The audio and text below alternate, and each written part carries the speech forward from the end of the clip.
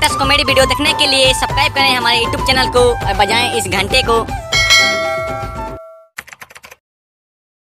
बेटा क्या नाम बताया था? केदार धाम जाएगा?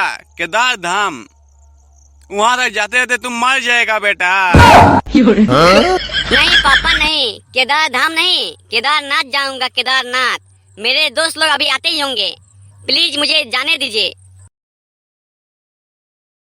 आने दो सालों उन कमीनों दोस्तों को। वो साले बोल बम के बहाने रास्ते में बहुत सारे हांडिया दारू पियेंगे और साथ में तुम्हें भी पिलाएंगे। तुम्हें भी वो लोग वैसा बनाएंगे। तुम घर के अंदर क्या कर रहा है? अबे जल्दी निकलो यार, लेट हो रहे हैं हम लोग। साला को बोले थे जल्दी रेडी होना बोल के, चल अभी तक रेडी नहीं हुआ होगा। साला उसका बाप झपिया लेने का साले को। अबे साला ये भी तो हो सकता है उसका बाप उसको जाने नहीं दे रहा होगा, इसीलिए बेचारा घर के अंदर बैठा होगा। चल हम लोग घर के अंदर जाके देखते हैं।